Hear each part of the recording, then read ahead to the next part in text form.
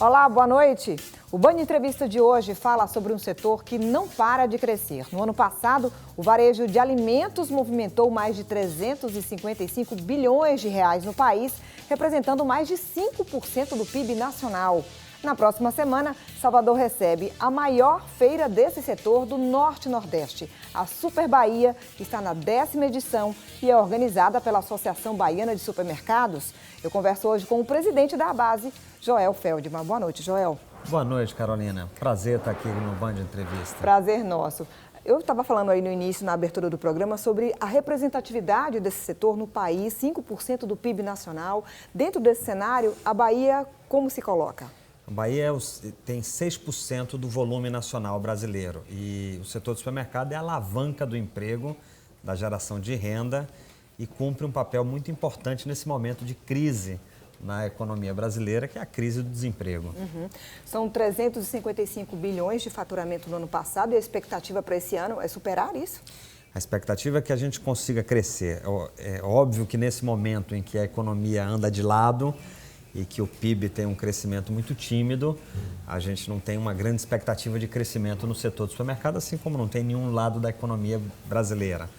Mas a gente tem uma perspectiva esse ano de algum crescimento e de abertura de novas lojas aqui no estado da Bahia. Você falou sobre a questão da representatividade na geração de empregos. Eu, pesquisando, vi que uma curiosidade é que grande parte mulheres, né? Dentro dessa geração de empregos. É verdade. E aí tem um dado importante, Carolina, é que a cada loja que se abre, por exemplo, nos próximos dias vai abrir uma loja do atacarejo no subúrbio de Salvador. Uma loja como aquela emprega em torno de quase 400 pessoas. Recentemente, na semana passada, inaugurou uma loja do Hiper Ideal no Itaigara.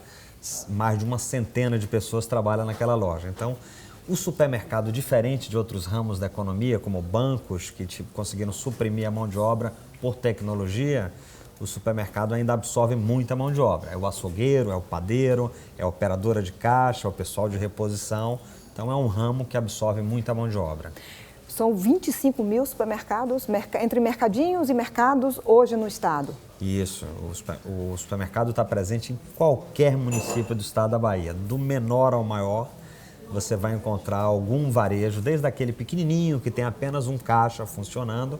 Este é um supermercado e é representado pela nossa base. E quando a gente fala assim num número tão expressivo, 25 mil, parece ser muito, mas é o suficiente para atender ou ainda tem mercado para crescer aí? Eu acho que sempre tem. A Bahia ainda é um estado cuja economia está se desenvolvendo, para você ter ideia da grande diferença. Uma grande empresa no estado da Bahia, como o Atacarejo, que fatura aí próximo de 2 bilhões de reais. Quando você vai para o estado de Minas Gerais, tem mais de 10 empresas ou 15 empresas que já faturam acima de 3, 4, 5 bilhões de reais. Então a gente tem um espaço grande para crescer. Do pequeno ao grande, dentro do estado ainda pode crescer. Principalmente porque a gente tem um estado muito grande, né? Enorme, enorme. Você tem os 4 cantos desse estado para desenvolver ainda. E o que a gente tem percebido nos últimos anos, eu digo como consumidor que está de fora, o crescimento das grandes redes de supermercados e chegando até locais que antes eles não atuavam, como mercados ou bairros mais populares, comunidades mais simples. Então, isso é uma realidade. A gente chama isso de varejo de vizinhança. Então, o consumidor vai buscar a comodidade, ele quer comprar perto da sua casa. Há algum tempo atrás, esse varejo de vizinhança ainda era muito primário.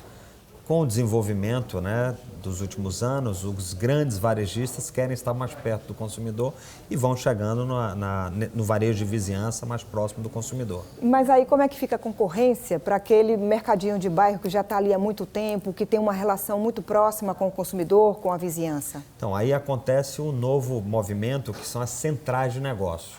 A Bahia possui hoje uma série de centrais de negócio, que é justamente isso que você está falando, se juntam 30, 40 supermercadistas de pequeno porte e juntos eles conseguem competir com qualquer multinacional.